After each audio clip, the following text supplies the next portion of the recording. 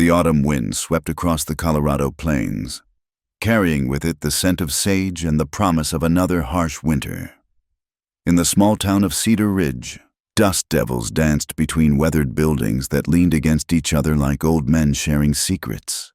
The saloon's sign creaked on rusty hinges, keeping time with the rhythm of horses' hooves on the packed dirt road. Jacob Morrison sat at his usual table in the corner of Murphy's saloon, nursing a whiskey that had long since lost its bite. At 38, he was one of the wealthiest ranchers in the territory, owner of the Double M Ranch that sprawled across 15,000 acres of prime grazing land. His weathered hands, scarred from years of rope burns and barbed wire, wrapped around the glass as he watched the town preparing for its annual autumn auction. "You planning to bid on anything this year?" Morrison, Tom Wheeler, the town's blacksmith, called out from the bar. "Heard they got some fine breeding stock coming in from Kansas."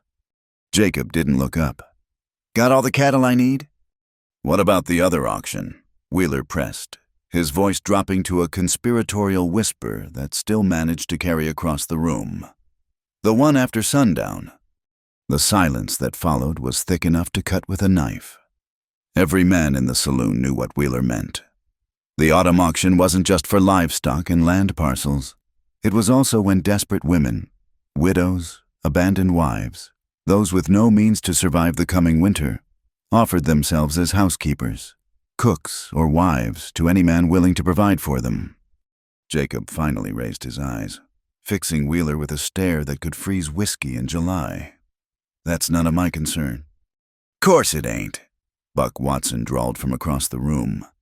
The rival rancher leaned back in his chair, boots propped on the table, a smirk playing at the corners of his mouth. "Jacob Morrison don't need no woman. He's married to that ranch of his." The other men chuckled nervously. The rivalry between Morrison and Watson was well known, stemming from a disputed water rights claim 5 years back that Jacob had won in court. Buck had never forgiven him for it. "At least my ranch don't lose 50 head of cattle to rustlers every season," Jacob replied evenly. Buck's face darkened, but before he could respond, the saloon doors swung open. Sam Hart, who ran the general store, hurried in, his face flushed with excitement. "You boys ain't gonna believe this," he panted. "Just saw the strangest thing. A woman rode into town alone, dressed all in black from head to toe, even got a black veil covering her face. Says she's here for the auction tonight." "Widow's weeds," someone murmured. "Must have lost her husband recent." "That ain't the strange part," Sam continued. "She's staying at the hotel, paid for her room in advance with good money. Martha tried talking to her, but the woman barely said 10 words. Just asked about the auction rules and went straight to her room." Buck Watson's eyes lit up with interest. A mystery woman. "Hey, this might make tonight more interesting than usual." Jacob stood abruptly, tossing a coin on the table. "I've got work to do." "Running away already," Buck taunted. "Afraid you might be tempted to bid on our mysterious widow." Jacob paused at the door. "Unlike some men, I don't need to buy female companionship." "No, you just prefer to die alone on that ranch of yours." Buck shot back. "When's the last time a woman set foot in your house? Morrison, your own mother's funeral." The saloon went deadly quiet. Everyone knew that was a low blow misses. Morrison had passed 3 winters ago, and Jacob had nursed her through her final illness himself, barely leaving the ranch for months. Jacob's jaw tightened, but he didn't turn around. "Watch your tongue, Watson, or you'll be picking your teeth out of the sawdust." "Is that a threat?" Buck stood slowly, his hand drifting toward his gun belt. "It's a promise," Jacob said quietly, then pushed through the doors into the afternoon sun. He mounted his horse, a steady bay gelding named Ranger, and started the ride back to his ranch. But Buck's words gnawed at him like a burr under a saddle. The house was empty. Had been for years. He'd built it thinking he'd fill it with a family someday. But somehow, the years had slipped by. First, he'd been too busy building the ranch. Then his father died, and he'd had to fight off creditors and claim jumpers. By the time he'd secured his holdings and made the Double M profitable, he'd gotten set in his ways.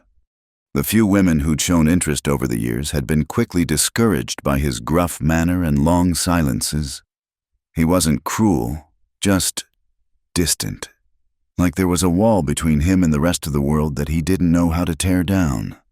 As the sun began its descent toward the mountains, painting the sky in shades of orange and purple, Jacob found himself turning the Ranger back toward town. He told himself he was just going to check on a shipment of fence posts at the hardware store. It had nothing to do with the auction, nothing to do with Buck Watson's taunts or the mysterious woman in black. The town square was already filling up when he arrived. Torches had been lit around the platform where Mayor Hutchins would conduct the auction. The respectable auction had concluded hours ago. Now came the part that the good Christian women of Cedar Ridge pretended didn't exist. Jacob tied Ranger to the hitching post and found a spot at the back of the crowd. He recognized most of the men gathered ranch hands, miners, shopkeepers, all looking for someone to warm their beds and keep their houses through the long winter months. Some genuinely needed help. Others were there for less noble reasons. "Ladies and gentlemen," Mayor Hutchins called out, his reedy voice carrying over the murmur of the crowd. "We'll now commence with the domestic employment auction. Terms are standard room, board, and fair treatment in exchange for household services. Marriage contracts available for additional fee." The first few women who climbed the platform were familiar faces, widows from neighboring towns. A young woman whose husband had abandoned her with 3 children. A spinster schoolteacher who'd lost her position. They were quickly bid on and led away by their new employers. Then a hush fell over the crowd. The woman in black climbed the steps slowly, her movements graceful despite the heavy fabric of her dress.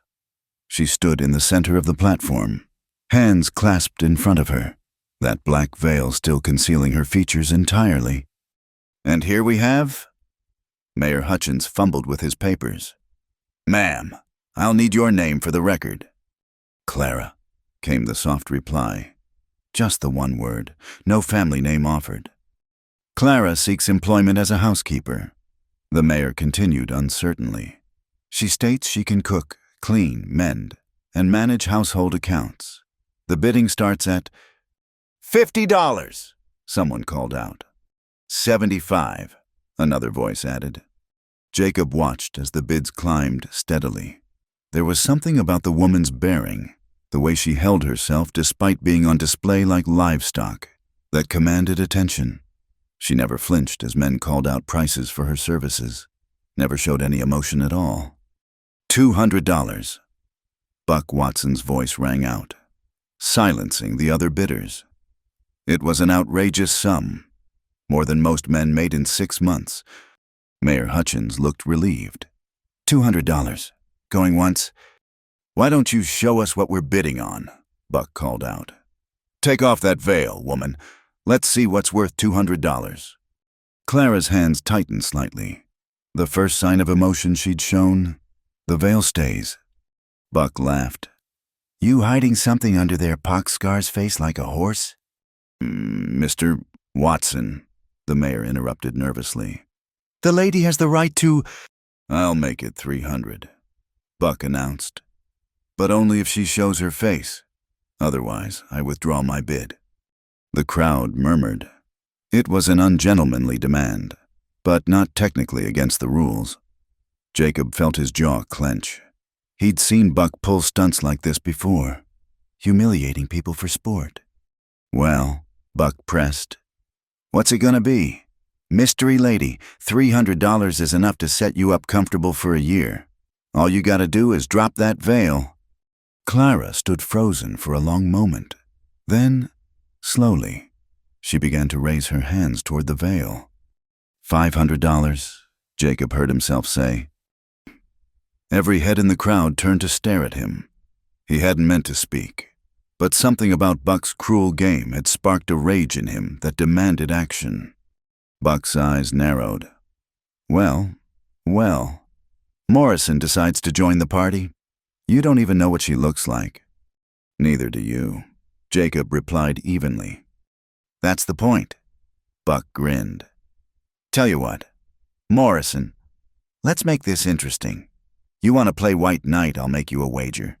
You win her for 500, and if you can get her to take off that veil before midnight, I'll sign over the water rights to Cooper's Creek. But if you can't, he paused dramatically, you sell me that prize bull of yours for half what he's worth. The crowd held its breath. Cooper's Creek ran right between their properties, and the water rights had been a source of contention for years. That bull, meanwhile, was worth a small fortune in stud fees. Jacob knew he was being goaded, knew this was exactly what Buck wanted. But the image of that woman standing there, maintaining her dignity while being bartered over like a horse, made his blood boil. Deal, he said. Mayor Hutchins banged his gavel with obvious relief. Sold to Mr. Jacob Morrison for $500. As Clara descended from the platform, Jacob pushed through the crowd to meet her. Up close, he could see she was tall for a woman, nearly reaching his shoulder. The black veil was thick enough that he couldn't make out any features beneath it. Ma'am, he said quietly, my wagon's over yonder. We've got an hour's ride to the ranch. Yes, sir, she replied, her voice carrying a slight tremor now that the ordeal was over. As he helped her into the wagon, Buck Watson appeared at his elbow. Remember, Morrison, midnight, and I'll be checking with her tomorrow to make sure you held up your end. Jacob didn't dignify that with a response. He climbed up beside Clara and took the reins, guiding the horses out of town as the crowd dispersed behind them. The woman sat rigid beside him, hands folded in her lap, that damn veil still hiding her face.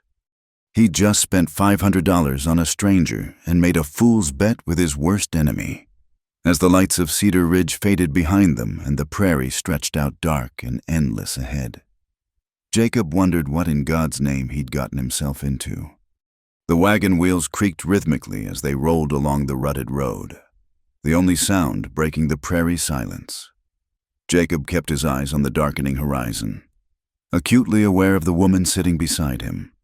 Clara hadn't spoken a word since they'd left town, her gloved hands clasped so tightly in her lap that he could see the tension even in the moonlight. Ranch is just over that rise, he said finally, gesturing toward a distant hill. You'll have your own room in the main house. Used to be my mother's sewing room. Thank you, Mr. Morrison. Her voice was barely above a whisper. They crested the hill, and the Double M Ranch spread out before them. Even in the darkness, it was impressive. A 2-story house with a wraparound porch, several well-maintained outbuildings, and corrals that spoke of prosperity and careful management. Light glowed warmly from the kitchen windows where his foreman, Miguel Santana, was probably finishing supper. Jacob pulled the wagon up to the front porch. As he helped Clara down, he noticed how her hand trembled slightly in his. You cold? No, sir, it's been a long day. He grabbed her small traveling bag from the wagon bed, surprised by how light it was. Whatever life she'd left behind, she hadn't brought much of it with her. Inside, the house smelled of coffee and wood smoke. It was clean but sparse, bearing the unmistakable mark of a bachelor's dwelling. Functional furniture, bare walls, everything in its place but lacking any feminine touch. Kitchen's through there. Jacob pointed. Parlor's to your left, though I rarely use it. Your room's upstairs, second door on the right. Clara stood in the entrance hall, still wrapped in her black traveling cloak, that veil hiding her expression. When would you like me to start my duties? Morning soon enough. You'll find food in the pantry if you're hungry. I usually take breakfast at sunrise. Mr.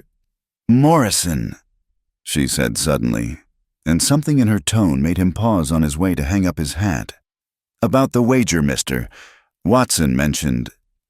Jacob's jaw tightened. You heard that? Everyone heard it. Sir, $500 is a lot of money. And that bet. She paused, choosing her words carefully. I won't be removing my veil.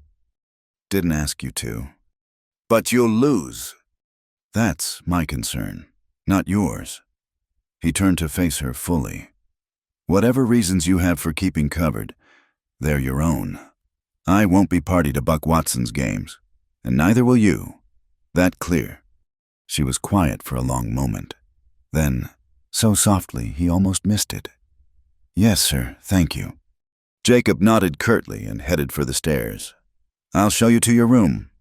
The room had been closed up since his mother's death, but Miguel's wife had kept it clean during her occasional visits.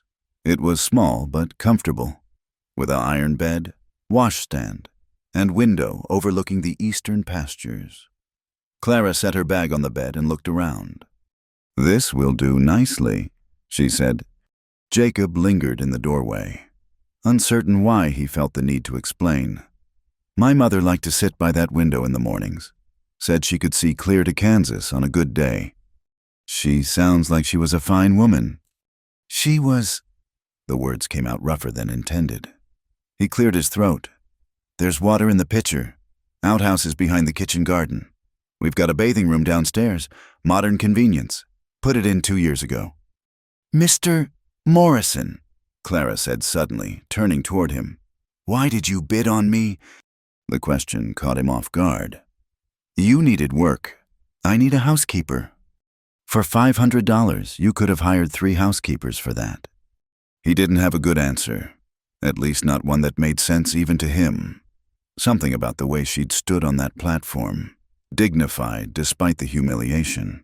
Something about Buck Watson's cruel smile. Something about the emptiness of this house and the longer emptiness of the years stretching ahead. Get some rest, he said instead of answering. Morning comes early on a ranch. He closed the door behind him and stood in the hallway for a moment, listening to the soft sounds of her moving about the room. Then he went to his own chamber, pulled off his boots, and lay fully clothed on the bed, staring at the ceiling. At 11:30, a knock came at his door. In Mr. Morrison. Clara's voice was steady, but held an undercurrent of something he couldn't identify. May I speak with you? He opened the door to find her still in her black dress, still veiled, but she'd removed her gloves. Her hands were work-worn. He noticed, with calluses that spoke of hard labor, not the soft hands of a town lady. I've been thinking about your wager, she said. You stood up for me tonight, though you didn't know me from Adam. That was kind. Just didn't like Watson's bullying. Nevertheless, she took a breath. I won't have you lose valuable property on my account. If you give me your word that what you see stays between us, I'll remove the veil. Jacob studied what little he could see of her, the determined set of her shoulders, the way her hands twisted together despite her steady voice. You don't have to do this. I know, but you deserve to win your bet, and... She hesitated. Perhaps it's time someone knew the truth. He glanced at the clock on the landing. 11:35. My word, then, whatever's under that veil, it stays between us. Clara nodded and led him back to her room. She lit the oil lamp on the dresser, then stood with her back to him for a moment, gathering courage. When she turned around, her hands were at the pins holding the veil in place. My husband's name was Jonathan Bellamy, she said as she worked. We had a small farm in Kansas, nothing fancy, but it was ours. We'd been married 6 years, had a daughter, Sarah. She was 4. The veil came loose in her hands, but she didn't remove it yet. There was a dispute over land boundaries. The man who owned the neighboring property wanted to buy us out, but Jonathan refused. One night, while my husband was away in town. Her voice cracked. They came, 5 men. They set fire to the house. She pulled the veil away. The left side of her face was beautiful, high cheekbones, clear blue eyes, full lips. But the right side was a landscape of scars, the skin puckered and twisted from temple to jaw. Her hair on that side grew in patches, and she'd fashioned a careful arrangement to cover the worst of it. I tried to get Sarah out, she continued, her eyes never leaving his face, watching for the disgust she clearly expected. A burning beam fell. I managed to push her clear, but... She gestured to her face.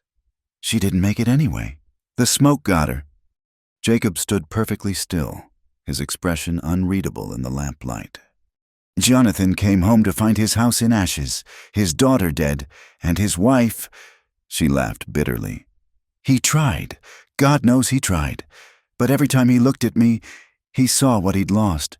He took to drinking. One night, he didn't come home at all. Found him the next morning in the river. Sheriff called it an accident. But I knew better. She raised her chin defiantly. So there you have it, Mr. Morrison. Your $500 purchase. A scarred widow who couldn't save her child and drove her husband to drink. Still think you got a bargain? Jacob moved then, crossing to the window and looking out into the darkness. When he spoke, his voice was rough. How long ago? 6 months. I've been working where I could since then, taking in washing, mending, anything that let me keep my face covered. When I heard about the auction here, figured it was a chance to start fresh where nobody knew me. The men who did it, never caught. The rich neighbor had alibis for all of them.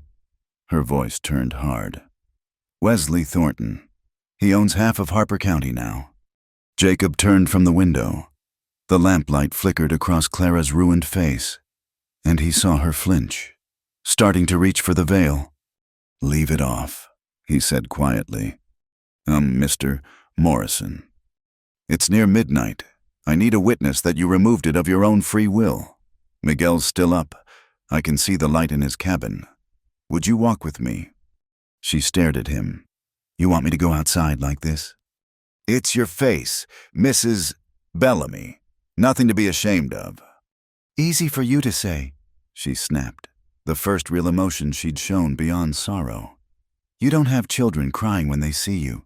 You don't have grown men turn away in disgust. No, Jacob agreed. I've just got empty rooms and silence. At least you've got proof you tried to save something you loved.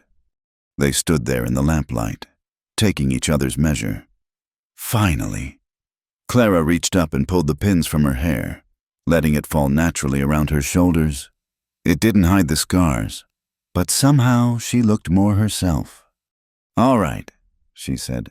Let's go win your wager. They walked across the yard to Miguel's cabin. Clara's head high despite the way her hands shook. Miguel answered the door, took one look at the situation, and nodded gravely. You need a witness, Jefe. If you would, Miguel, the lady removed her veil before midnight, of her own choosing. Miguel's weathered face showed no reaction to Clara's scars. I see it. You want me to write it down? If Buck Watson comes sniffing around, you tell him what you saw. Jacob said, nothing more, nothing less. Si, Jefe. Miguel nodded to Clara. Welcome to the Double M, Senora. You need anything, you ask. On the walk back to the house, Clara was quiet. As they reached the porch, she spoke. You could have won the bet without involving your foreman. Could have, Jacob agreed. But then you'd have put that veil back on come morning and kept it on. This way, at least on my land. You don't have to hide. You don't know what you're asking. The stares, the whispers. This is my ranch, Jacob said firmly. Anyone works for me knows to mind their manners or find work elsewhere. That includes keeping their thoughts about appearances to themselves. Clara touched the scarred side of her face unconsciously. Why do you care? Jacob looked out over his land, silver touched in the moonlight. My mother used to say that the measure of a man wasn't in what he had, but in how he treated folks who had less. Reckon that applies to more than just money. He headed inside, pausing at the foot of the stairs. Breakfast at sunrise, like I said, and Mrs. Bellamy will be needing supplies from town next week. You'll make me a list of what the kitchen needs. You want me to go to town? The fear in her voice was sharp. Not asking you to walk down Main Street, but you're the housekeeper now. Part of the job is knowing what we need. Miguel's wife can go with you if you'd prefer.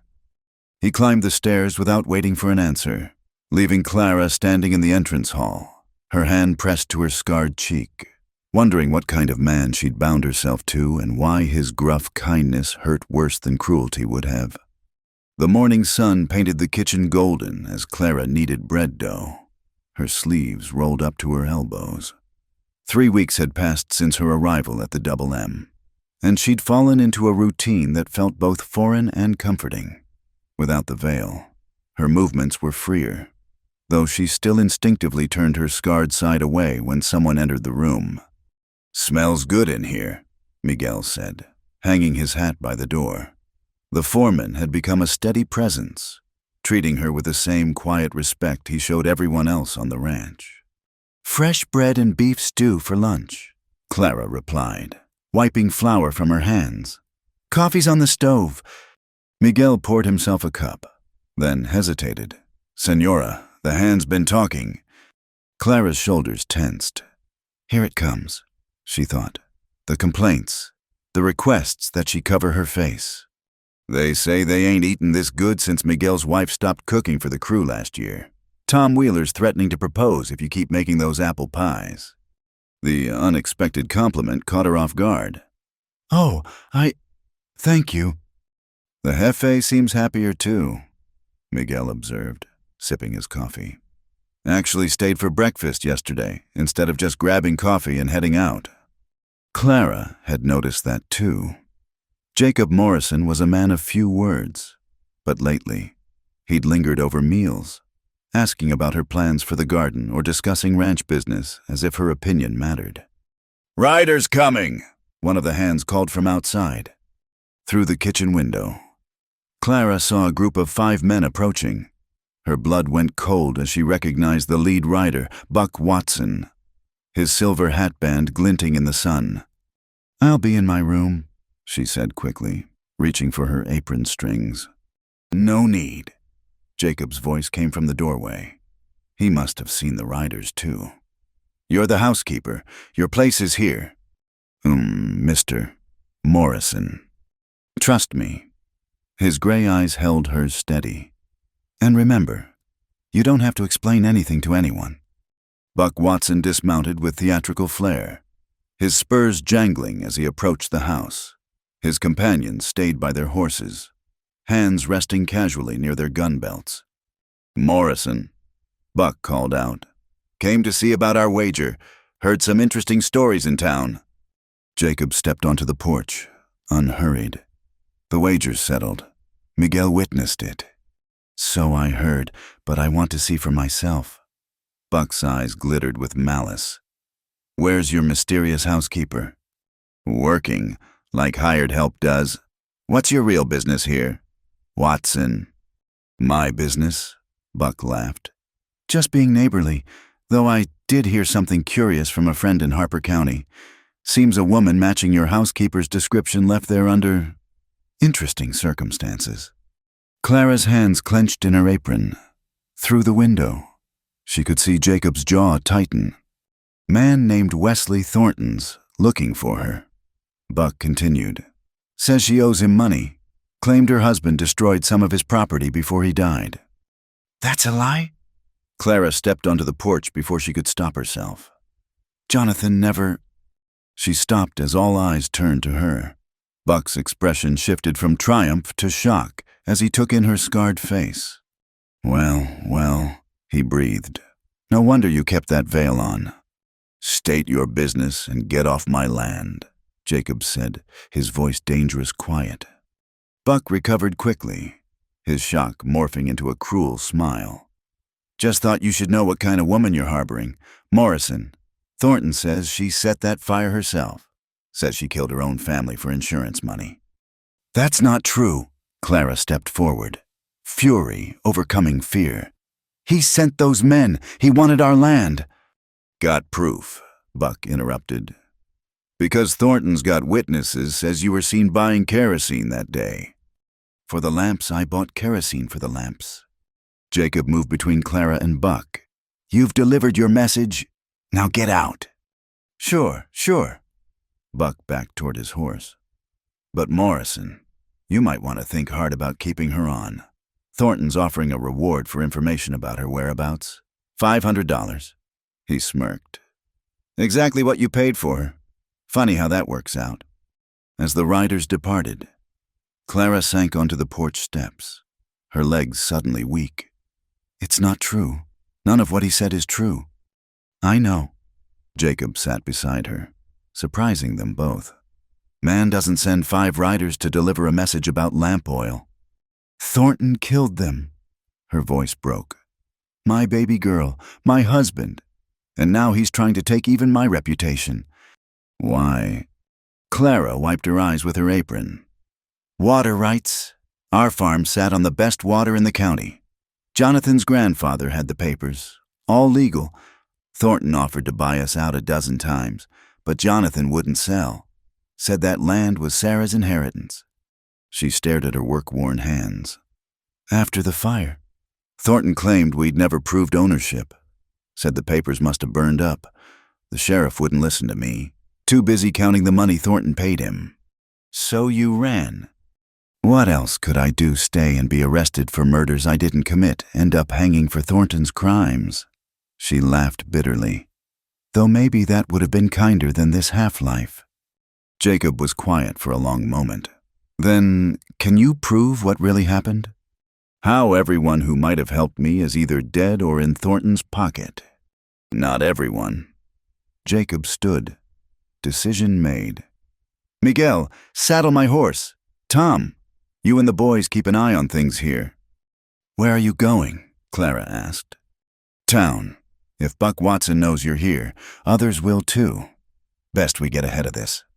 "Mr. Morrison, you don't have to."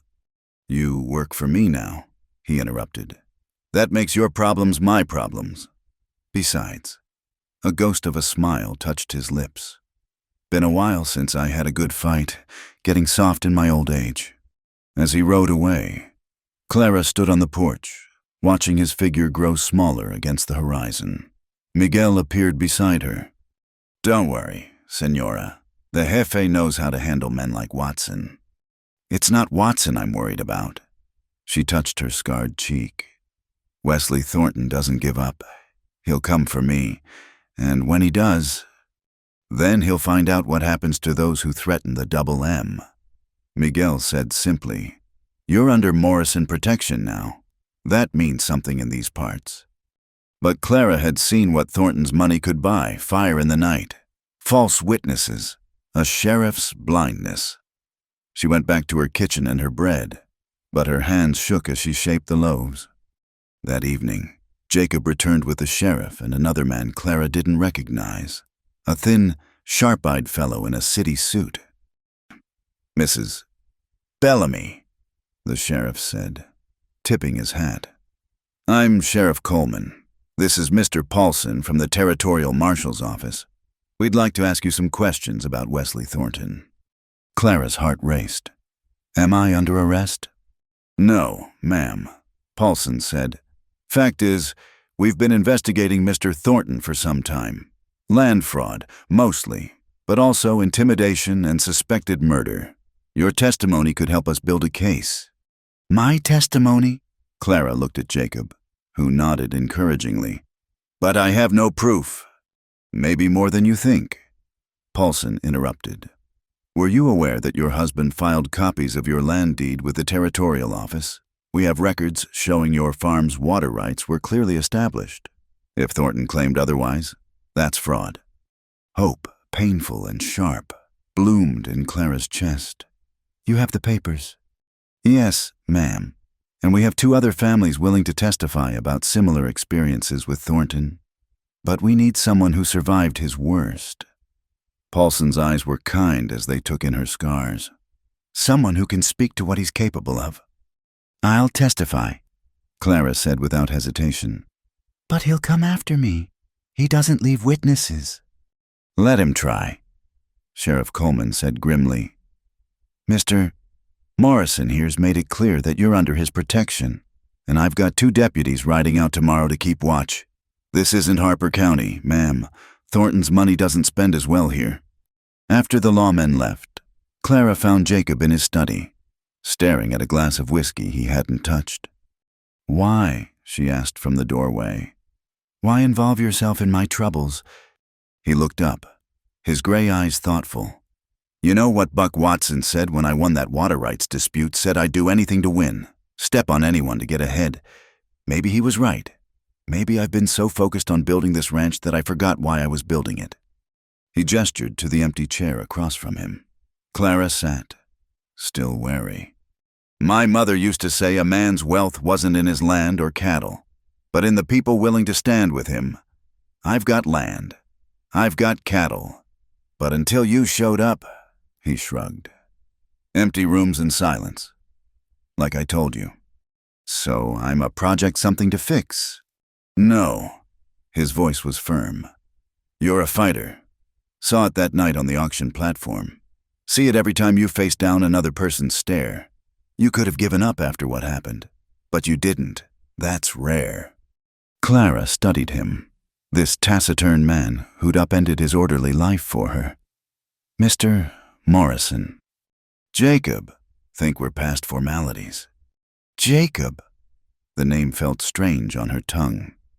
What happens when Thornton comes? Because he will. He doesn't like losing. Then we'll be ready. He finally sipped his whiskey. The Double M's weathered worse than one greedy land grabber, and you're not facing him alone this time. That night, Clara lay in her bed listening to the ranch settling around her, the creak of timbers, the distant lowing of cattle, the whisper of wind through the cottonwoods. For the first time in 6 months, the sounds didn't remind her of flames crackling or her daughter's cries. Instead, she heard Miguel's steady voice, the ranch hand's easy acceptance, Jacob's quiet strength. She touched her scarred cheek in the darkness.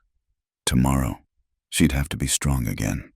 Tomorrow, the fight would truly begin. But tonight, for the first time since that terrible night, she felt something she'd thought lost forever. She felt safe. Word of Clara's presence at the Double M spread through Cedar Ridge like wildfire through dry grass. Within 2 days, Jacob noticed townspeople finding excuses to ride past the ranch, hoping to catch a glimpse of the scarred widow who'd caught his attention. Some came with genuine curiosity, others with less charitable intentions. Another wagon coming up the road, Tom Wheeler announced from his post by the barn. The ranch hand had volunteered for watch duty, his protective instincts aroused by the recent threats. Looks like Mrs. Patterson and some of the church ladies. Clara's hands stilled over the pie crust she was rolling. The minister's wife. Best let me handle this, Jacob said, setting down his coffee cup. No. Clara untied her apron with deliberate movements. If I hide every time someone comes calling, Thornton wins. I won't live that way anymore. She smoothed her hair, making no attempt to hide the scarred side of her face, and walked onto the porch just as the wagon pulled up. Mrs. Patterson, a formidable woman in her 60s, climbed down with 2 other women Clara recognized from town. Mr. Morrison, Mrs. Patterson nodded curtly to Jacob, then fixed her sharp eyes on Clara. Mrs. Bellamy. Ma'am? Clara kept her voice steady, though her hands clasped tightly at her sides. We've come on behalf of the Ladies' Aid Society. Mrs. Patterson announced. There's been considerable talk in town about your situation. One of the younger women gasped softly when she got a clear view of Clara's scars, then quickly looked away. Clara forced herself not to react. What situation would that be? Jacob asked, his tone deceptively mild. A woman of questionable reputation living unmarried in a bachelor's home. Mrs. Patterson replied, Surely you can see how inappropriate. Mrs. Bellamy is my housekeeper. Jacob interrupted. Hired all proper at the town auction you all sanctioned. Nothing inappropriate about honest work. Be that as it may. Mrs. Patterson persisted. There are rumors about her past, that dreadful business in Kansas. For the sake of propriety, Clara spoke up, surprising everyone. Perhaps you should verify rumors before spreading them. Yes, I lost my family in a fire. Yes, I bear the scars of trying to save them. If that makes me unsuitable for decent society, then perhaps it's society that needs examining. Mrs. Patterson's mouth opened and closed like a landed fish. The youngest of the women, barely more than a girl, suddenly stepped forward. "I think you're brave," she blurted out, then blushed furiously when everyone stared at her. "I mean, to survive something like that and keep going, it's brave." "Thank you," Clara said softly. "Mrs." Patterson recovered her composure. Nevertheless, the talk in town will die down when people find something else to gossip about. Jacob finished. "Now, if you'll excuse us, Mrs. Bellamy has work to do, and I have cattle to tend." As the wagon pulled away, the young woman looked back and gave Clara a small, sympathetic wave. Clara returned it, feeling something ease in her chest. "That went better than expected," she murmured. "Mrs. Patterson's bark is worse than her bite," Jacob said, "though I suspect we'll have more visitors before this is over." He was right. Over the next week, a parade of curious townspeople found reasons to visit the Double M. Some came bearing gifts, preserves, fabric, seedlings for the garden, their kindness genuine despite their curiosity. Others came to gawk or judge, leaving Clara exhausted from maintaining her composure. Through it all, Jacob remained a steady presence, never leaving her to face visitors alone, his quiet authority deflecting the worst of the intrusions. One evening, as Clara served dinner, she noticed him rubbing his temples. "Headache." "Just tired. Had to run off 3 different wagons today. Seems everyone in the county needs to buy cattle all of a sudden." Clara set down his plate harder than necessary. "This is my fault. I'm disrupting your life, your business." "Sit down." The command in his voice surprised her into obeying. "Look at me," he said, when she met his eyes. He continued, "I built this ranch with my own hands, fought off claim jumpers, survived droughts, buried both my parents here. You think a few gossiping townspeople are going to drive me to ground? But your reputation—" "My reputation," he laughed, a short, harsh sound. "I'm the man who'd rather talk to horses than people, who built a big house and lives in it alone, who works his men hard but fair and pays his debts on time. That's my reputation, and it'll stand just fine." Before the Clara could respond, Miguel burst through the door. "Jefe, riders coming fast! 6, maybe 7, armed!" Jacob stood immediately.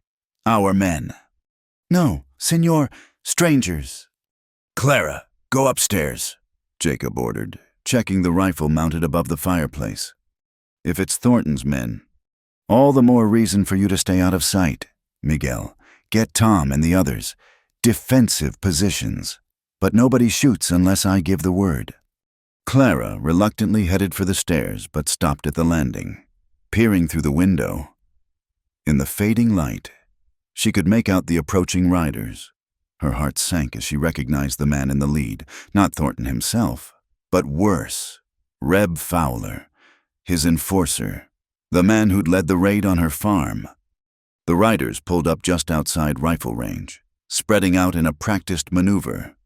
Jacob stepped onto the porch, rifle cradled casually in his arms. Miguel and 3 ranch hands flanked him.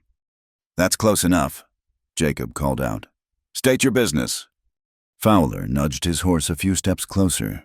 "No need for hostility. Mr. Morrison, we're here on legal business." "Legal? My foot," Miguel muttered. "I represent Mr.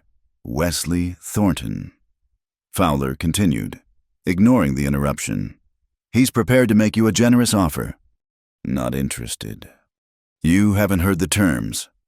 Fowler smiled, the expression not reaching his cold eyes. $10,000 for you to release your housekeeper from her contract. That's 20 times what you paid for her." "The lady's not for sale." "Everything's for sale.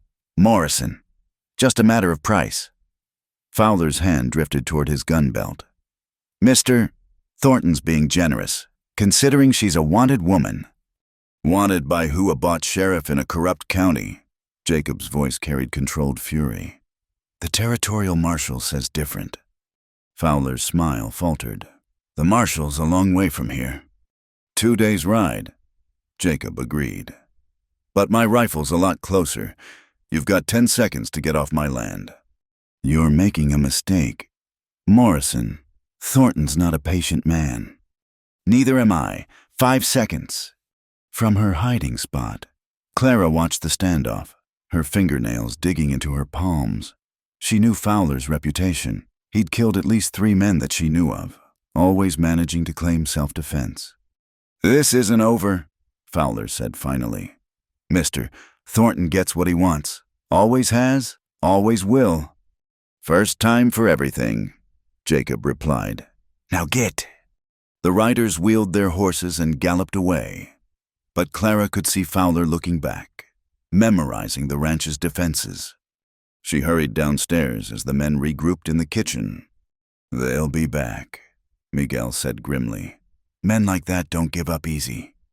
Double the night watch, Jacob ordered. And send word to Sheriff Coleman. I want this on record. Jacob, Clara began, but he held up a hand. Don't start. You're not running, and I'm not taking Thornton's blood money. But $10,000. Wouldn't be worth spit if I took it. He met her eyes. Some things aren't for sale. My integrity's one of them. Your safety's another. Tom Wheeler spoke up. Boss, maybe we should bring in more men, if Thornton's serious. He's serious, Clara interrupted. That was Reb Fowler. He's the one who... She swallowed hard. Who led the attack on my farm? Silence fell over the kitchen. You're sure? Jacob asked. I'll never forget his face. He smiled while my house burned. Her voice was steady, but her hands trembled. He enjoyed it. Then we know what we're dealing with. Jacob turned to his men. Any man who wants to leave. No hard feelings. This isn't your fight. Tom snorted. Like hell it isn't. Pardon my language, ma'am. We've ridden for the Double M for years, another hand added.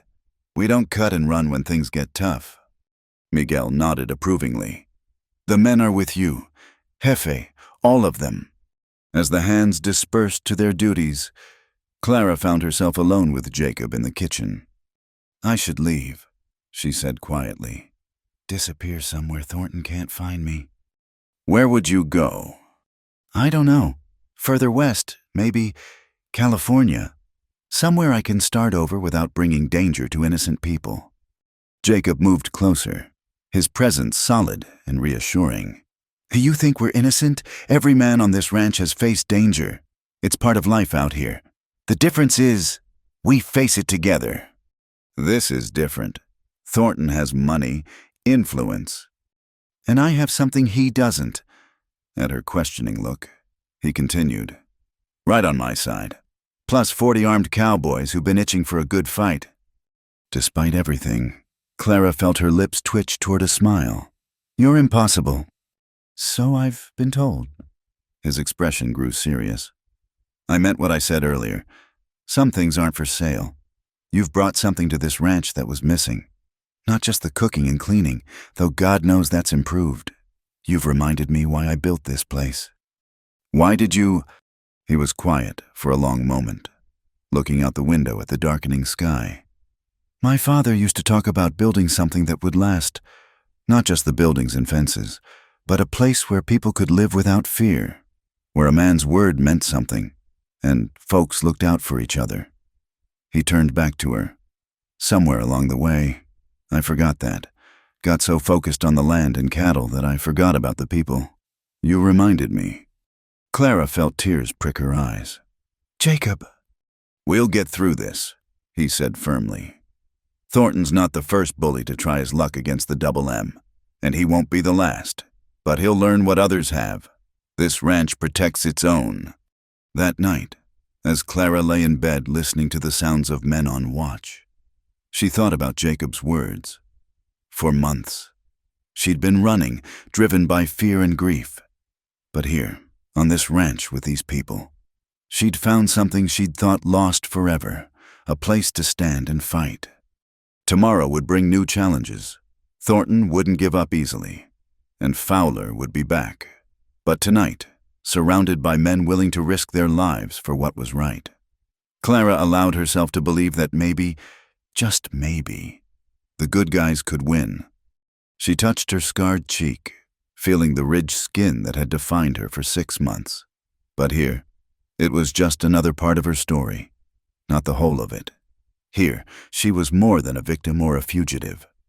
Here, she was home. The first sign of trouble came 3 nights later, the smell of smoke drifting through Clara's window. She bolted upright, her heart hammering as memories of another fire crashed over her. But this smoke was different. Not the hungry roar of burning timber, but something smaller, more controlled. "Fire in the east pasture!" someone shouted. Clara threw on her wrapper and rushed to the window. In the distance, orange flames licked at the sky. Not the house, not the barn. They were burning the winter hay stores. Jacob was already in the yard, barking orders. "Tom, take 5 men and wet down the barn roof.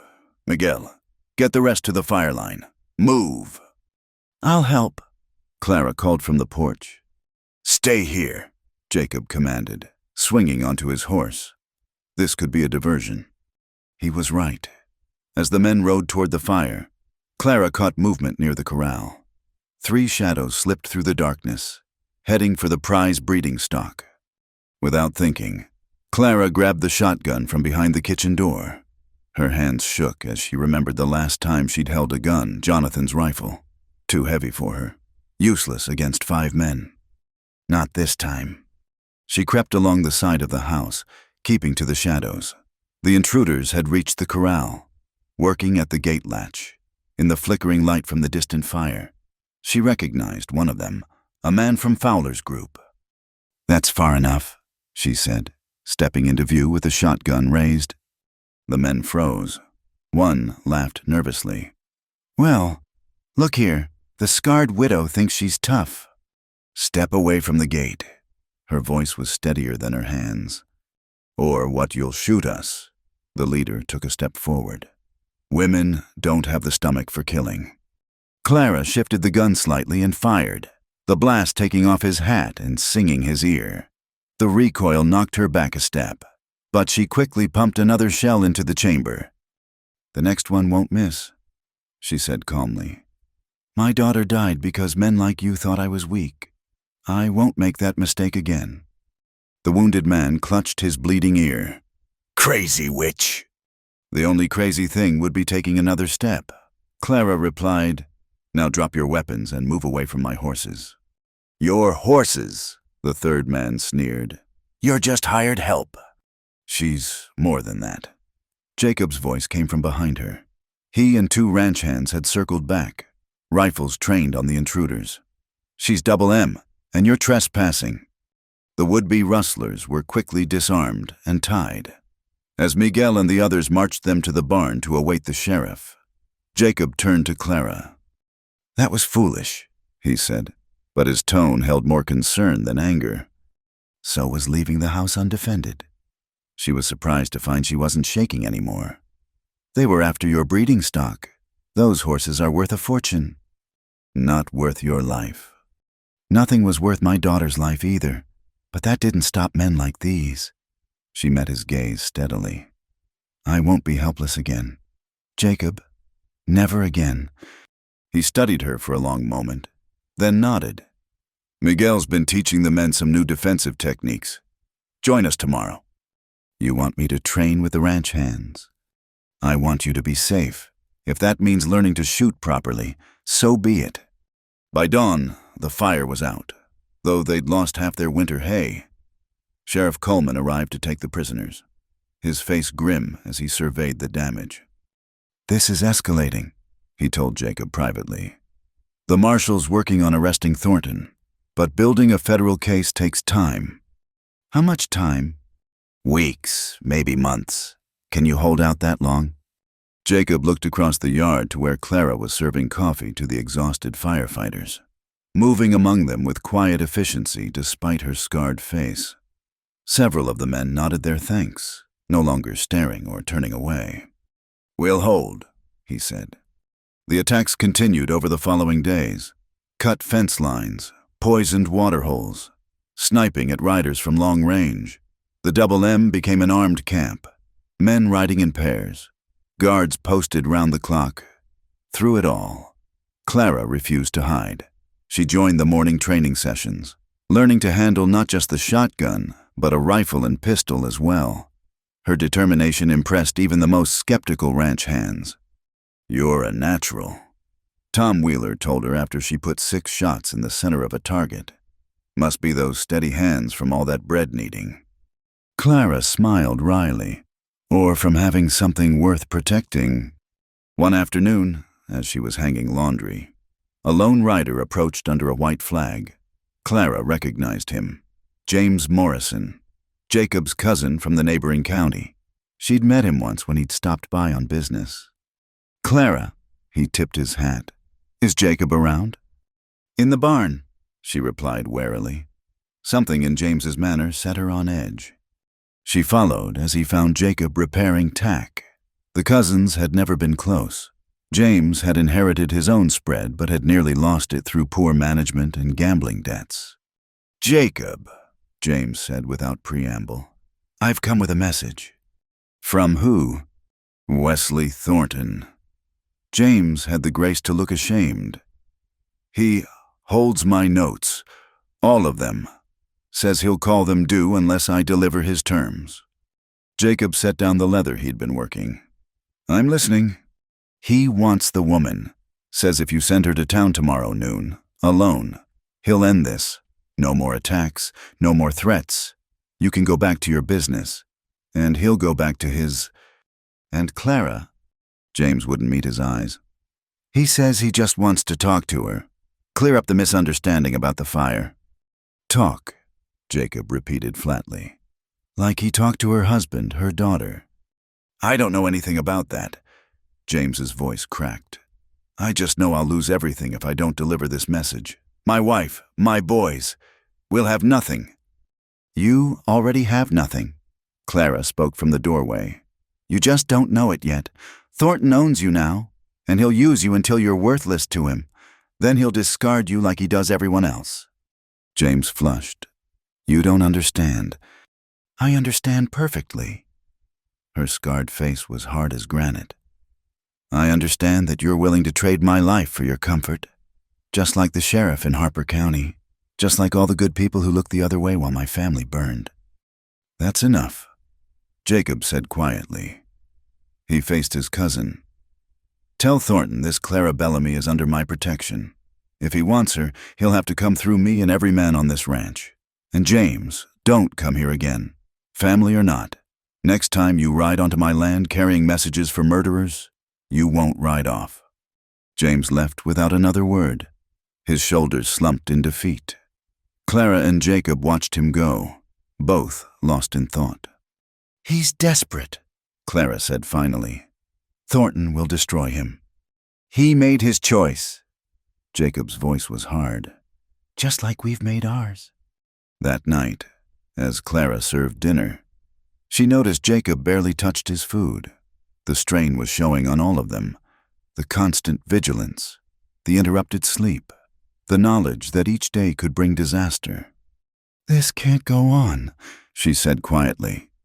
"It won't. The marshal's taking too long."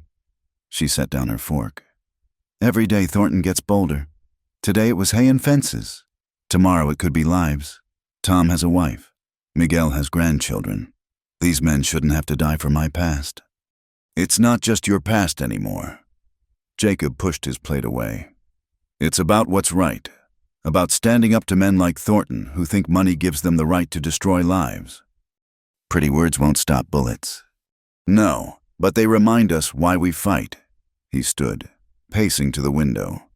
"My father faced down claim jumpers who wanted this land. Said the only way to deal with bullies was to make the cost of bullying too high. Thornton thinks he can wear us down, make us give up. We need to show him he's wrong." "How?" Jacob turned from the window, a determined glint in his eye. "By taking the fight to him. He's been playing offense while we play defense. Time to change that." "Jacob, no. If something happens to you because of me..."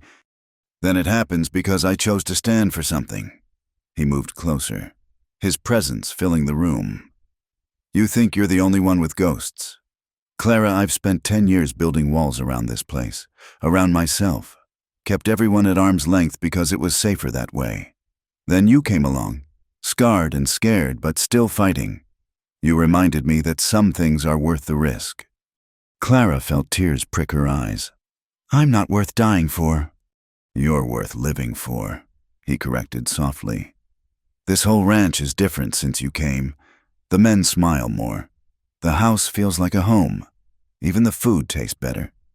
His attempt at levity fell flat. Don't you see, this isn't just about protecting you anymore. It's about protecting what you've helped us become. Before Clara could respond, the sound of approaching horses sent them both to the windows. But it was only Miguel and the evening patrol, their faces grim. Jefe, Miguel reported. Found tracks near the north boundary. At least a dozen riders, maybe more. They're scouting us. Planning something big, Tom added. I'd bet my wages on it. Jacob nodded. Double the guards tonight, and send word to town. Any man looking for honest work and good pay should come to the Double M. We're hiring. As the men dispersed, Clara touched Jacob's arm. You're raising an army. I'm protecting what's mine, he corrected. And like it or not, that includes you. She studied his weathered face, seeing the exhaustion he tried to hide. When did I become yours? The moment you stood on that platform and refused to break, he said simply. Maybe I didn't know it then, but I know it now. We're going to win this, Clara. Whatever it costs, we're going to win. Outside, storm clouds gathered on the horizon, and Clara couldn't shake the feeling that the real tempest was yet to come. The attack came at dawn, just as the first pale light touched the eastern hills.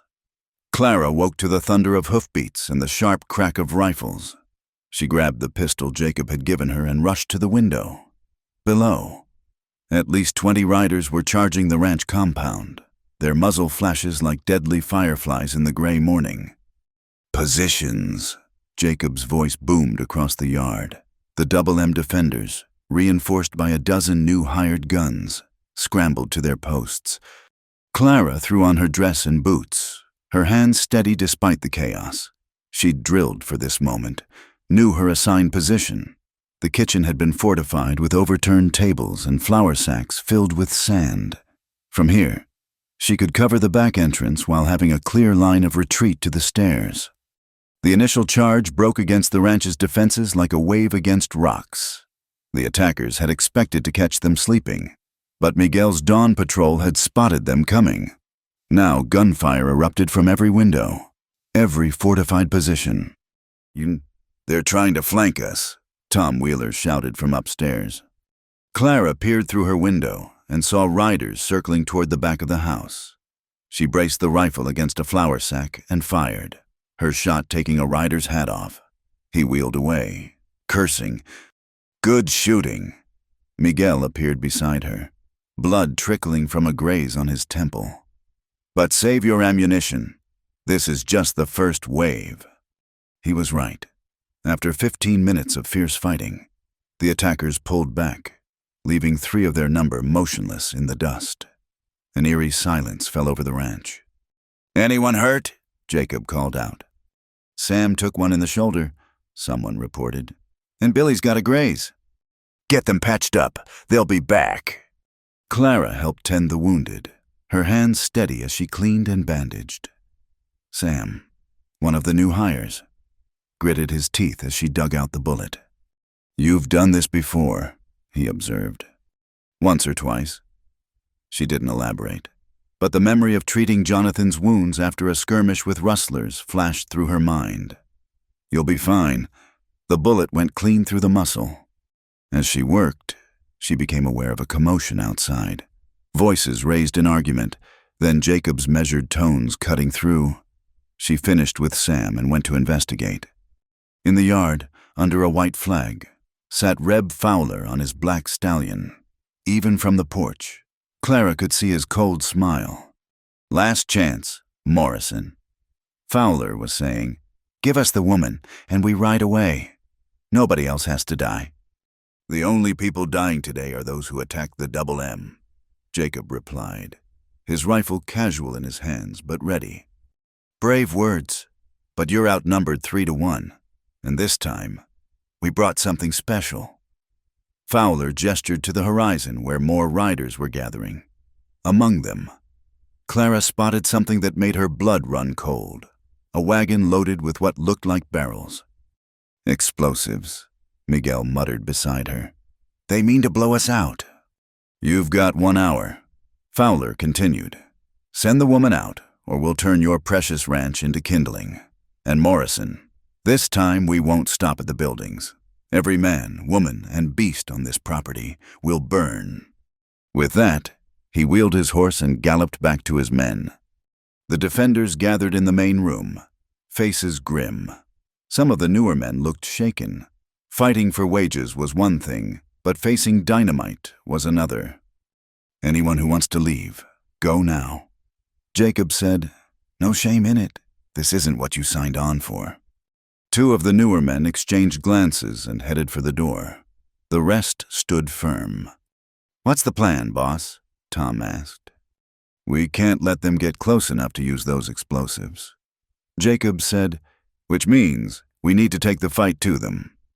"That's suicide," someone protested. "Riding out against 60 men." "Not all 60. Clara spoke up, her mind racing. "Fowler's the key. Without him, the others are just hired guns. Cut off the head. And the snake dies," Miguel finished. "But how will be protected?" Clara touched her scarred cheek, remembering. "I know how he thinks. He's arrogant, likes to watch others suffer. During the raid on my farm, he held back, let his men do the dirty work while he watched. He'll do the same here." So we give him something to watch." She looked at Jacob. "Me?" "Absolutely not. Hear me out. If I walk out there, looking defeated, he'll want to savor the moment. He'll come closer, maybe even alone, to gloat. That's when they shoot you dead," Jacob interrupted harshly. "I won't allow it." "You won't allow," Clara's temper flared. "I'm not your property. Jacob Morrison, I'm a grown woman who's lost everything to that monster out there. I have the right to face him." "You have the right to live," he countered, "which you won't do by walking into Fowler's hands." "Then what do you suggest we wait here while they blow us to pieces, watch more good men die for my sake?" She gestured around the room. "Look at them. Jacob, they're brave, but they're not soldiers. Half of them have families. Children. Are their lives worth less than mine?" The room was silent. Finally, old Pete, who'd ridden for the Double M for 20 years, spoke up. "Begging your pardon, ma'am, but we made our choice. Every man here knows what he's fighting for. Not just you, though you're part of it. We're fighting for the right to live free, without fear of men like Thornton." "Pretty words," Clara said bitterly. "Will they comfort your widow?" "Clara," Jacob's voice was quiet but firm. "You want to make a difference? Then help us win. But smart, not stupid. You're right about Fowler. He's arrogant, but we use that against him without sacrificing you." Over the next half hour, they hammered out a plan. It was dangerous, requiring split-second timing and steady nerves, but it was better than waiting to be blown apart. As the hour deadline approached, Clara took her position at an upstairs window. She'd removed her hairpins, letting her hair fall loose around her shoulders, partially concealing her scars. To anyone watching, she'd look vulnerable, frightened. "Ready?" Jacob asked from beside her. She nodded, not trusting her voice. So much could go wrong, but the alternative was unthinkable. Below, Fowler's men were moving into position. The wagon with explosives sat back, guarded but within throwing distance if they got close enough. Fowler himself sat his horse in the middle of his men, confident in his numbers. Clara stepped into view at the window. Even from this distance, she could see Fowler's attention snap to her. She raised her hands as if in surrender, then slowly began to open the window. "That's it," Jacob murmured. "Draw 'em in." Clara leaned out slightly, her hair catching the morning breeze. "Fowler," she called, her voice carrying clear across the yard. "I'll come out, but only if you guarantee the others won't be harmed." She saw him lean forward in his saddle, eager. He barked orders to his men, then rode forward, stopping just outside rifle range. "You have my word," he called back, his smile visible even from here. "Come out, and this ends." "I need to see you promise," Clara said, playing up the fear in her voice. "Alone? Face to face, or I won't believe you." Fowler hesitated, but his arrogance won. He rode closer, now just at the edge of the killing ground they'd established, behind him. His men watched nervously. "Close enough," he said. "Come down. Clara, let's finish what we started in Kansas." That's when the barn doors burst open. Tom Wheeler and 5 riders exploded out, guns blazing, charging straight for the explosives wagon. At the same moment, rifle fire erupted from concealed positions around the yard, catching Fowler's men in a deadly crossfire. Fowler, realizing the trap, spurred his horse back toward his men, but Clara was ready. She'd practiced this shot 100 times over the past days. The rifle kicked against her shoulder, and Fowler jerked in his saddle, clutching his arm. "Now!" Jacob shouted. The second wave of defenders charged from the house. The battle became a melee of dust, gun smoke, and shouting men. Clara lost sight of Fowler in the chaos, focusing instead on picking off any rider who got too close to the house. Then she heard it, the distinctive hiss of a lit fuse. Someone had reached the explosives. "Fire in the hole!" Miguel's warning came seconds before the world exploded. The blast knocked Clara backward, the windows shattering in a shower of glass. Her ears rang, and dust filled the air. But the explosion had been further away than feared.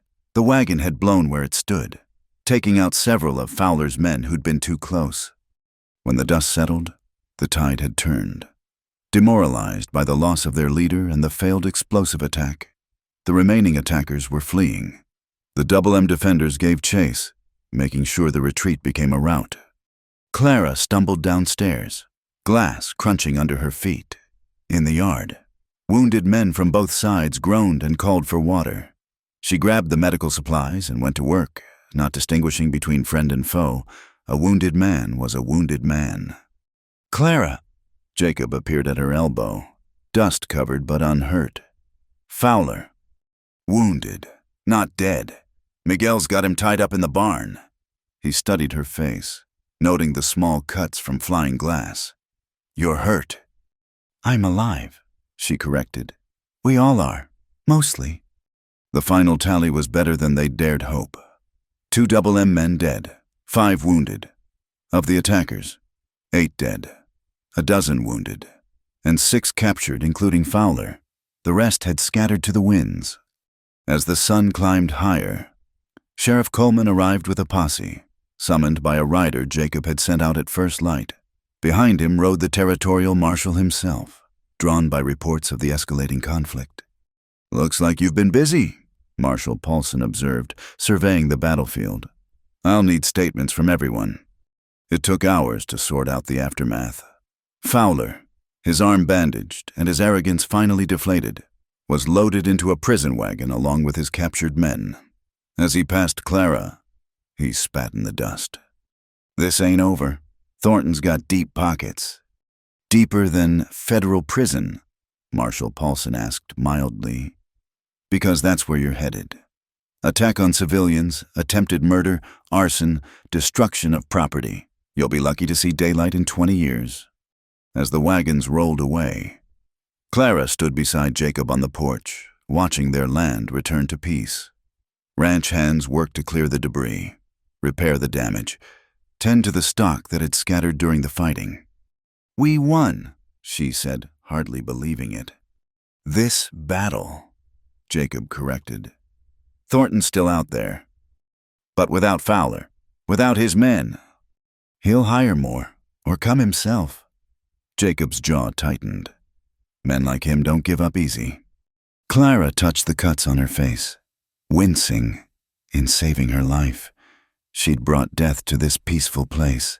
Maybe I should... If you say leave one more time, I'll lock you in the root cellar. Jacob interrupted. We've come this far together. We'll see it through together. Together, Clara repeated, tasting the word.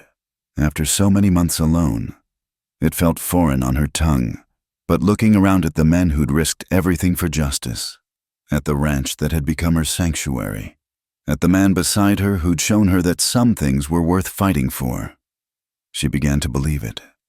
The war with Wesley Thornton wasn't over, but for today, they'd won.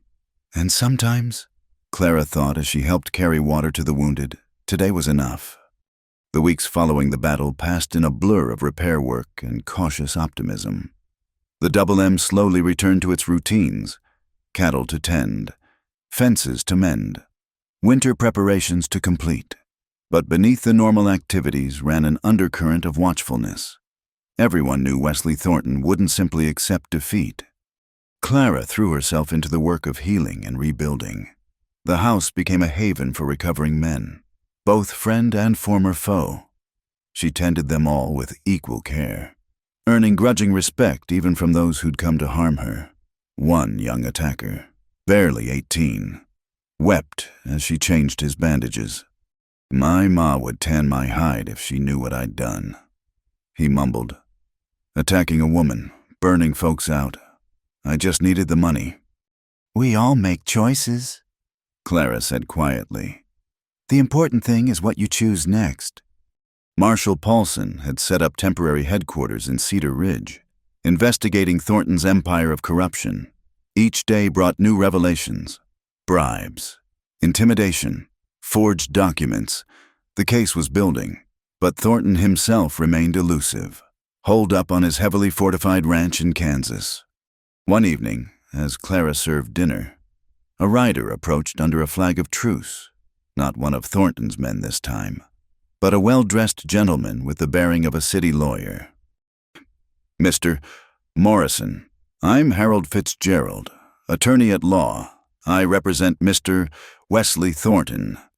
Jacob didn't invite him in. State your business. My client wishes to resolve this unfortunate situation peacefully. Fitzgerald produced a leather portfolio. He's prepared to drop all claims against Mrs. Bellamy in exchange for a signed statement that the fire was an accident. Additionally, he'll pay her $10,000 in compensation for her losses. Blood money, Clara said from behind Jacob. Fitzgerald's professional smile never wavered. Compensation, Mrs. Bellamy. My client regrets the tragic misunderstanding that led to... Misunderstanding. Clara stepped forward, her scarred face hard.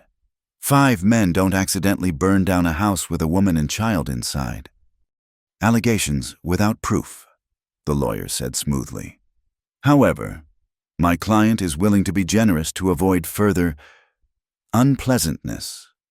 Jacob took the portfolio and, without opening it, tossed it into the mud. There's your answer.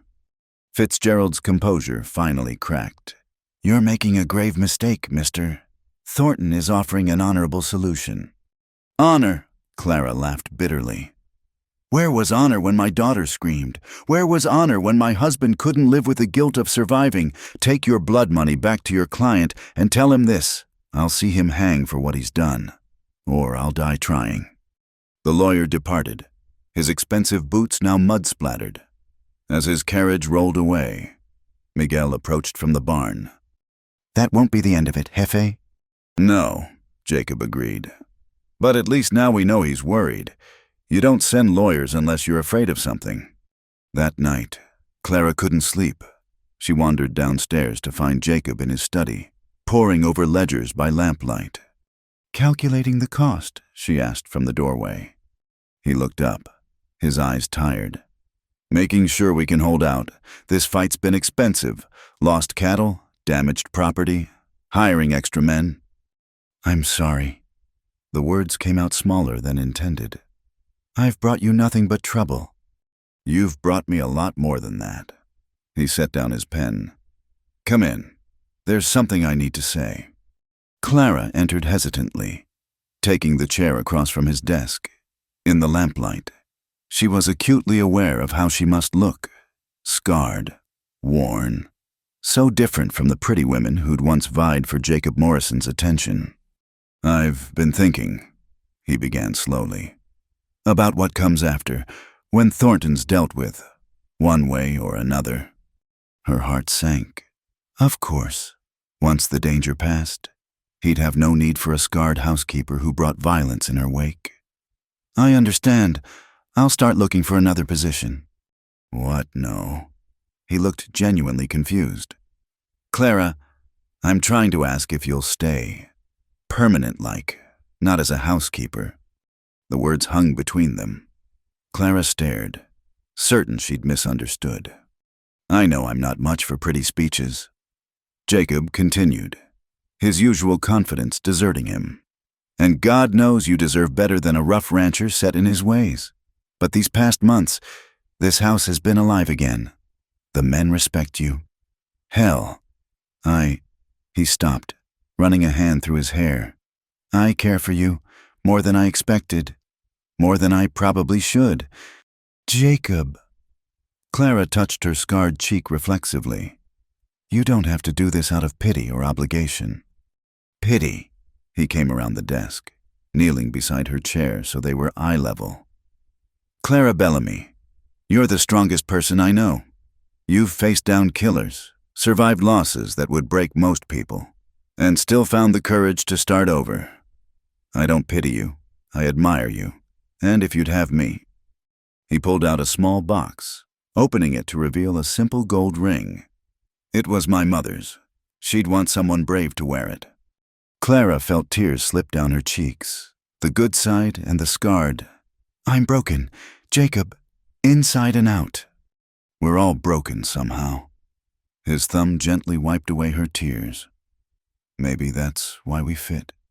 Before Clara could answer, the sound of breaking glass shattered the moment. A rock wrapped in paper had come through the study window. Jacob quickly moved Clara away from the opening while checking for further threats. The paper contained a simple message: 24 hours. Give up the woman or burn with her. W.T. "He's here," Clara breathed. "Thornton's come himself." Dawn brought confirmation. Scouts reported a large force camped just beyond the property line, at least 40 men, well armed and positioned. But this wasn't Fowler's rabble. These were professionals, including several Clara recognized from Thornton's personal guard. "He's desperate," Marshal Paulson said. "Having ridden out at first light, my investigations got him cornered. Federal warrants will be issued within days. This is his last play." "Then why don't you arrest him now?" Tom Wheeler demanded. "With what authority? He's not on Morrison land yet. Until he actually attacks." The marshal spread his hands helplessly. "So we wait for him to kill us before you can act." Miguel's voice was sharp. "I've sent for federal troops. They'll be here in 2 days." "We might not have 2 days," Jacob said grimly. As if to underscore his words, a rider approached under a white flag. Not Thornton himself, but his foreman, a hard-faced man named Garrett. "Mister, Thornton wants to meet," he announced. "Neutral ground, 1 hour. Him and the woman, no one else." "No," Jacob said immediately. "I'll go," Clara said. "Clara, he won't attack while we're talking. And maybe—" She straightened her shoulders. "Maybe it's time to face him, to make him look at what he's done." After much argument, a compromise was reached. The meeting would take place in sight of both camps, with riflemen from both sides watching. Clara would go, but Jacob would accompany her. An hour later, they rode out to the designated spot, a small rise between the two forces.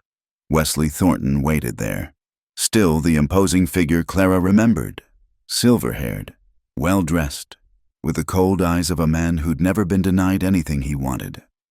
"Clara," he said, as if greeting an old friend, "you're looking, well."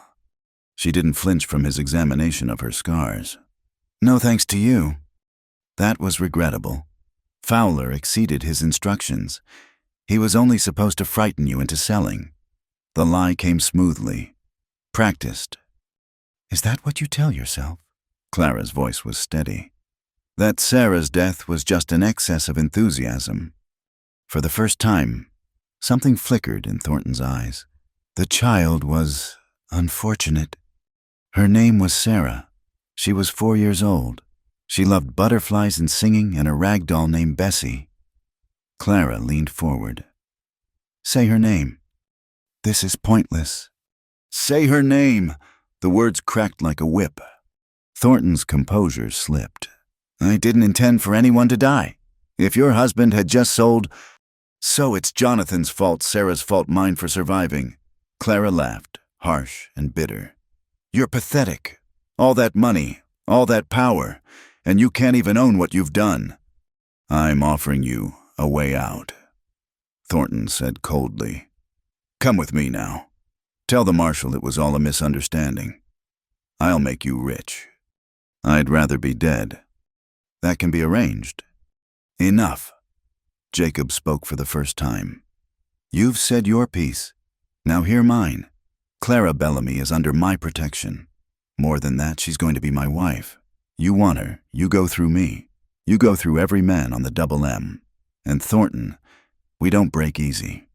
Thornton studied them both, calculation in his eyes. You'd die for this scarred woman, throw away everything you built. I'd live for her, Jacob corrected, which is more than you've ever done for anyone. 24 hours, Thornton said, finally. After that, I take what's mine. Try it, Clara said softly. But know this, I've already lost everything that mattered to me once. I've got nothing left to lose and everything to gain. Can you say the same? They rode back in silence. But Clara felt Jacob's presence beside her like a shield, behind them. Thornton sat alone on his expensive horse, a man surrounded by hired guns but utterly isolated. You didn't answer, Jacob said as they neared the ranch. Answer what? My question, last night, before we were interrupted. Clara reined in her horse, turning to face him. In the morning light, she could see all the ways this fight had marked him, new lines around his eyes, a grimness that hadn't been there before, but also a determination, a purpose that burned steady as a flame. Ask me again, she said. When this is over, when Thornton can't hurt anyone else, ask me again, and I'll answer, that's not a no. No, she agreed, allowing herself a small smile. It's not. They rode back to prepare for war, neither knowing that the next 24 hours would bring revelations that would change everything. The real battle wasn't just for Clara's freedom or even justice for her family. It was for the soul of the frontier itself. Whether men like Thornton would rule through fear and corruption, or whether ordinary people could stand together and say no more. The storm was coming, but for the first time since that terrible night in Kansas, Clara Bellamy was ready to face it. The storm broke just before dawn, but it wasn't Thornton's men who struck first. It was nature itself. Thunder rolled across the plains as sheets of rain began to fall, turning the ground to mud and making visibility near impossible. Clara stood at her window, watching lightning illuminate the landscape in brief, stark moments. Changes things, Jacob said from her doorway. Hard to fight in this muck. Or maybe it evens the odds, Clara replied. Thornton's men are used to easy victories. How many have fought in conditions like this? As if in answer to her question, a cry went up from the yard. Through the rain, figures were moving, but not attacking. They were falling back, abandoning positions. What the hell? Tom Wheeler burst in, water streaming from his slicker.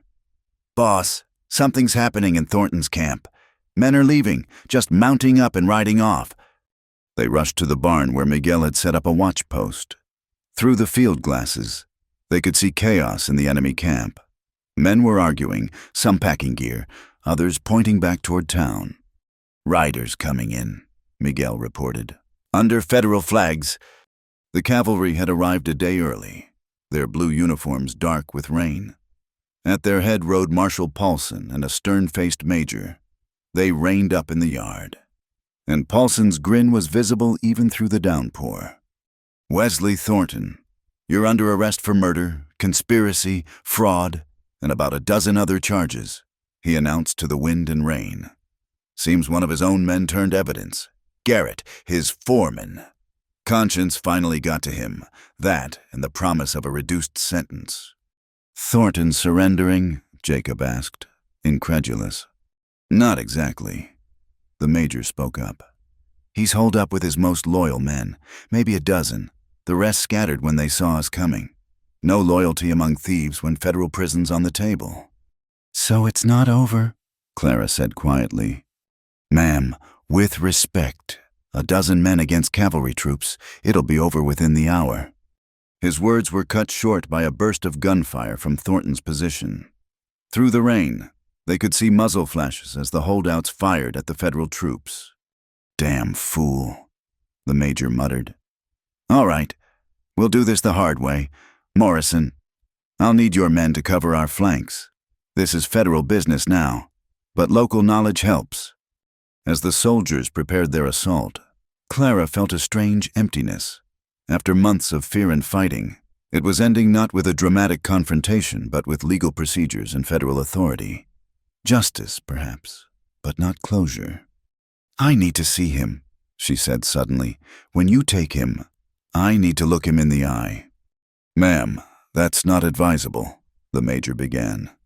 "Major," Jacob interrupted quietly. "The lady's earned that right." The battle, when it came, was brief but vicious.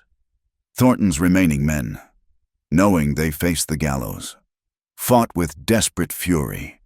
The federal troops, professional and disciplined, slowly tightened the noose. The Double M men supported from the flanks, their knowledge of the terrain invaluable in the storm. Clara watched from the porch, her hands clenched white on the railing. Each gunshot made her flinch, not from fear but from memory. Somewhere in that chaos was the man who'd destroyed everything she'd loved. Then, as suddenly as it began, it was over. The guns fell silent except for the rain drumming on the roof. Through the gray morning, she saw soldiers moving among the defeated, checking wounded, securing prisoners. "We got him," Tom Wheeler reported, jogging up to the porch. "Thornton tried to run at the last, but his horse slipped in the mud. Federal boys have him now." Clara was moving before she made the conscious decision, striding through the rain toward the cluster of soldiers. Jacob followed, not trying to stop her, just staying close.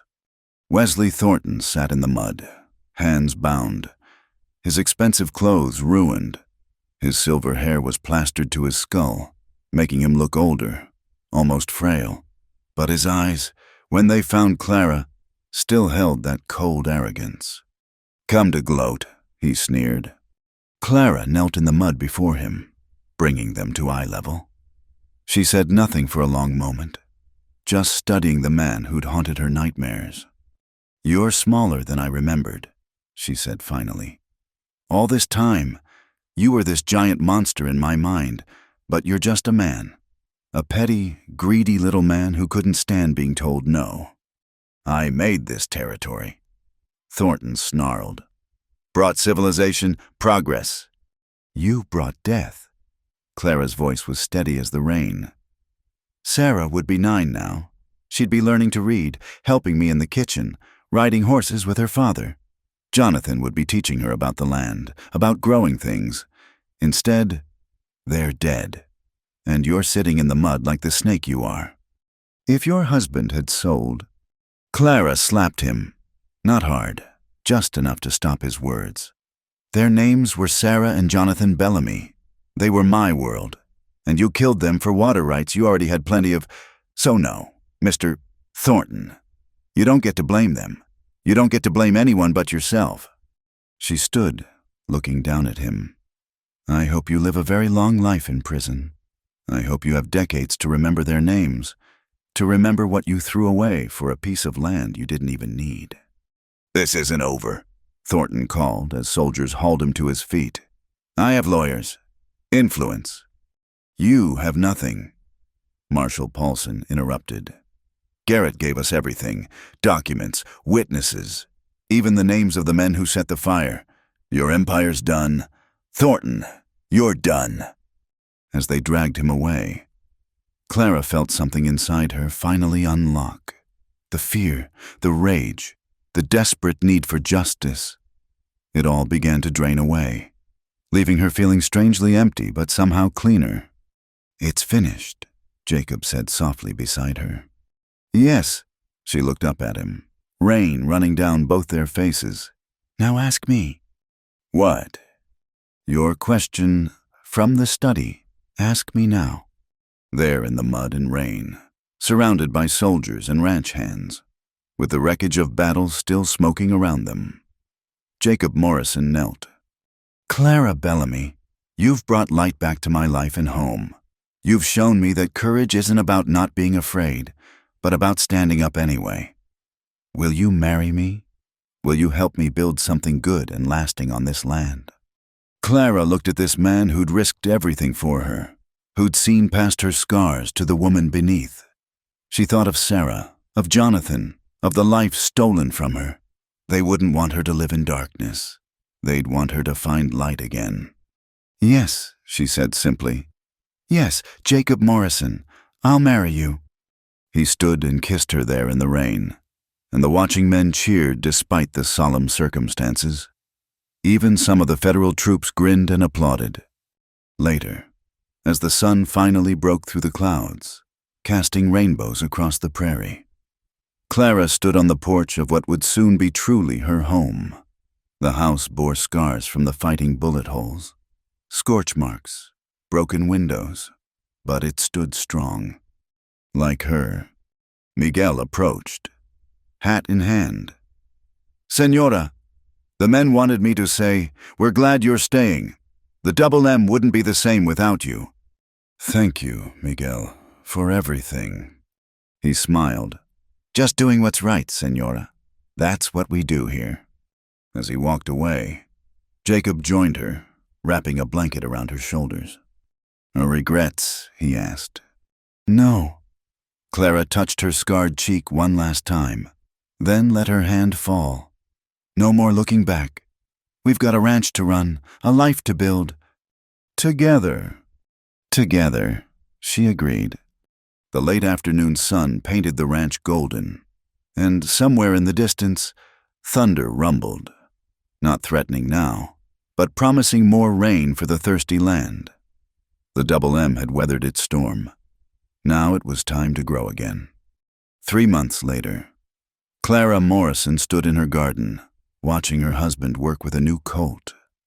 Her wedding ring caught the light as she absently touched her rounded belly, new life growing where once there had been only death. The scars remained, on her face, on the ranch, in her heart. But scars meant survival. They meant you'd fought and won. They meant you were still here to see another sunrise, to love again, to hope again. Tom Wheeler's wife had started joining her for tea. No longer staring at her face, the town had accepted her, especially after Thornton's trial revealed the full extent of his crimes. Even Mrs. Patterson had grudgingly admitted that Clara made the finest apple pie in the territory. "You coming in?" Jacob called. "Miguel's wife sent over that stew you like." "In a minute," Clara replied, taking one last look at her thriving garden. She'd planted it on the spot where the worst of the fighting had taken place, where violence had torn the earth. Now life bloomed. It seemed fitting somehow, a reminder that even the worst ground could be made fertile again with care and time and love. Inside, the house was warm and full of laughter as the hands gathered for supper. Clara took her place at the table, no longer the hired help but the lady of the house. The heart of the Double M. As grace was said, she added her own silent prayer of gratitude. For second chances, for the courage to fight, for the wisdom to know when to let go. And for the man across the table who'd taught her that sometimes. The best way to honor the dead was to embrace the living. The storm had passed. The sun was shining. and Clara Bellamy Morrison was home. Thank you for listening to this story from the Wild West. I hope Clara and Jacob's journey touched your heart as it did mine. Please share in the comments where you're listening from. I'd love to connect with fellow Western story enthusiasts from around the world. Don't forget to subscribe to the From Wild West channel for more tales of courage, love, and redemption from America's frontier days. What did you think of Clara's transformation? Share your thoughts below.